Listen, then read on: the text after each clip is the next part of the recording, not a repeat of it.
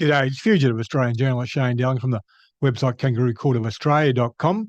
Now, a couple of days ago, I published an article titled 7 Federal Politicians Could Be Rapists, according to complaints made to the Federal Police. Is Canberra the rape capital of Australia?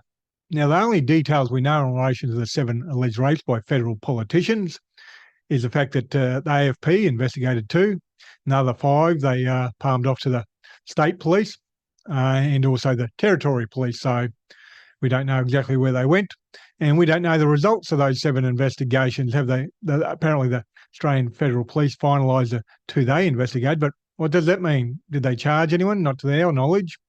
And were they swept under the carpet like the Brittany Higgins alleged rape? And to fully understand how the Australian Federal Police cover up rape, I'm about to show you some video of former AFP Commissioner Andrew Colvin and the former Sex Discrimination Commissioner Elizabeth Broderick, who did a report into the AFP. Now, back in 2016, a report was released, and it found that somewhere between 100 to 200 AFP officers had been sexually assaulted or raped by other AFP officers. Now, I published an article on the 25th of August 2016 titled AFP Staff Who Were Raped by Australian Federal Police Asked to Make a Formal Complaint. And the person who asked them to make a formal complaint was the actual Commissioner. And you can go and read that article, and I've got the full video that I'm about to show you. The video I'm about to show you is an edited version. It only goes for about 7 minutes. But you can watch the full version, 23 minutes, if you go to that article. I'll put a link below this video to that article. But the edited version covers the key points. Now let's watch the video. It's Commissioner Andrew Colvin, or former AFP Commissioner Andrew Colvin, and former Sex Discrimination Commissioner Elizabeth Broderick. Well, good afternoon, everybody, and welcome to AFP headquarters. Thank you for coming down at short notice. In late 2015, I announced that the AFP was introducing targets within our workforce to improve our diversity performance, particularly as it relates to gender. I also announced that in order to ensure that the AFP could be as successful as possible in attaining those targets, that we had engaged Elizabeth Broderick, the former Sex Discrimination Commissioner for the Commonwealth, to work with the AFP to identify and remove any barriers that have stopped the AFP from achieving our objectives. For the past 6 months, Elizabeth and her team have covered the length and breadth of the AFP. They've been speaking to members and exploring our systems, our frameworks and our processes. Now today I'm releasing that report. The AFP has many systems in place designed to maximise our chances of achieving genuine diversity and a healthy workplace. Legislation, as well as our internal guidelines, provide the frameworks for us to be successful. But we have not been successful. 46% of women and 20% of men who were surveyed by Elizabeth and her team reported that they have been subjected to sexual harassment in the AFP in the last 5 years. 64% of AFP staff who responded to the survey said that they have been subjected to bullying and intimidation in the last 5 years. This report has found that while the frameworks exist, our internal cultures, our internal practices are holding us back. On some levels, this culture is the result of biases, both unconscious and conscious bias, that simply do not allow our internal frameworks to succeed. But this report has also exposed cultures that have allowed these poor behaviours and have countered the efforts by the AFP to achieve the diversity targets we should. But they are not the most troubling aspects of the report and the findings from Elizabeth. The report has exposed pockets of behaviour that I can only describe as criminal. Sexual harassment and sexual assault has no place in the AFP. Yet 2% of the surveyed staff said that they have been subjected to actual or attempted sexual assault in the last 5 years. All of this ends today. So I want to strongly commend Commissioner Colvin for taking this bold step forward, for allowing an independent examination of the Australian Federal Police. Over the last decade or so, I have worked across many male-dominated environments, including command and control, helping them examine their culture, its impact on women, and the link to operational effectiveness and performance. However, the very high levels of sexual harassment and bullying evidenced in the report demand urgent action. These behaviours not only have a devastating impact on individuals, but they divide teams and ultimately they will undermine an organisation's operational effectiveness. Swift action is required to hold perpetrators to account. Equally, a robust system that provides support for victims and which responds sensitively and expeditiously is needed. As you will see in the report, AFP members who have suffered these behaviours do not believe that the current complaints mechanism is delivering. Thanks, Elizabeth. Happy to take any questions. Mr. Colvin, your final point about urging people to come forward with Yes. with such experiences, can we assume from that that you are keen for criminal charges to be pursued where that's appropriate? Can you just talk a little bit about what the process would be for that? Okay, well, I think the report tells us many things, and the strength of the report is that people have been prepared to come forward and talk about their experiences. Elizabeth and her team created a safe place for them to do that, and often that meant anonymity about what they had to say.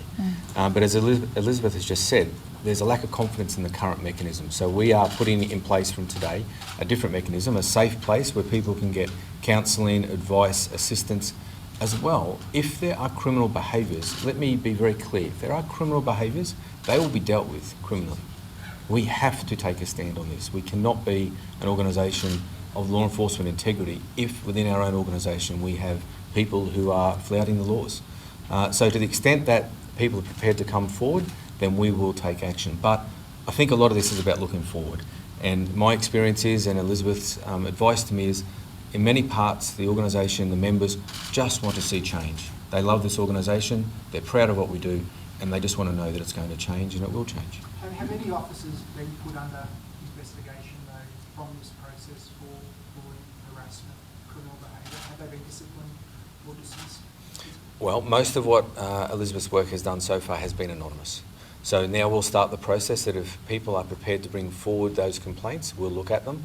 But again, this is about creating an environment in the AFP where people are prepared to do that. So at this stage, no. Criminal behaviour was identified in the report by that 2% figure. So 2% of That's right. said they had actually been raped, actually been sexually harassed. Rather than the 2% figure, have you got a number of how many women we're talking about? Well, I mean, that survey was undertaken by 30%, so it's statistically appropriate. It's relevant. 2% equates, a couple of hundred, less than 200, but over 100 people in the organisation. Whether that's a straight extrapolation, I don't know, Keith. But we're talking about a number of people, male and female, and we shouldn't just assume that this is only females that are saying that they've been subjected to sexual assault or attempted sexual assault. They've had the courage to come forward and name themselves in a survey. We'll now see whether they're prepared to come forward. Elizabeth said she wasn't surprised at the high level of sexual assault and bullying that she found in the report. Were you surprised, or was it what you expected? I was surprised and I'm disappointed. Can I just add to that? I didn't say I wasn't surprised by the high level. I said I wasn't surprised that sexual harassment happens in the organisation, because in every command and control organisation I've looked at, it's a reality of the culture. But yeah, we were both very surprised about the level. Now, when you have a look at what Andrew Colvin said back in 2016, that report probably cost him his career. He only did one term or 5-year term as a commissioner. And I think that report might have cost him his career, because I don't think he basically blew the whistle on corruption in the AFP. And when you do that, you're a whistleblower, your head's on the chopping block. And I think Peter Dutton decided he had to go. They say he didn't apply for another term as commissioner, but he was probably told beforehand he wasn't going to get one. So he didn't apply. But when you have a look at what Andrew Colvin said back in 2016, I don't think anything's changed in the AFP. They're still covering up rapes, sexual assault. You only have to look at the Brittany Higgins matter, where there's allegations that AFP were trying to cover that up, and which they clearly were. And in recent times, you've got ACT Greens, Jonathan Davis, last couple of days, last week, he's resigned. Apparently had a sexual relationship with a 17-year-old boy and also a 15-year-old boy. If that's proven, that means he's a pedophile. And from what I'm told, or what the information is on the internet, that the AFP knew a couple of years ago, back in 2019, there was a complaint made to them and they failed to take any action. So getting back to the 7 MPs who have alleged to either sexually assaulted or raped people within politics, it's no wonder the AFP are covering that up. Anyone else, we know, as soon as the allegation's made, we know who they are, especially if it's football or someone like that. And as I put in the recent article, it could include the Prime Minister. We don't know. It could be Peter Dutton. We don't know, the potential Prime Minister. We're entitled to know who those 7 people are because they're federal politicians and it goes to their credibility as MPs. Yet the Australian Federal Police are refusing to release any information. Anyhow, I'll keep on following this up. We've got Bruce Lerman's defamation case coming up in a few weeks. That will probably reveal a lot of information we never previously knew. We've got Shane Drumgold in the ACT. February next year, he's got a hearing in relation to the ACT inquiry. Walter Sofronoff trying to stitch him up. I think that'll reveal a lot of information. Walter Sofronoff is going to hand over the text messages between himself and the journalist, which includes me, actually. There's a text message between myself and him, a couple of them. And also Walter Sofronoff has been forced to hand over other information. So that could be very revealing. Anyhow, Kangaroo Court of Australia is independent media. I publish a website and a YouTube channel, and I'm 100% crowdfunded from viewers like yourself. So please support my Patreon account. I currently have 328 supporters donating $2,254 a month. I need to almost double that to become financially viable. You can donate any amount, $3, $5, $10, $15, $20, $30, $40, $50 a month, whatever suits your budget. And the link for the Patreon account will be below this video on YouTube and also on my website. And please share this video on social media and hit the like and subscribe button. Thank you for your time and have a good day.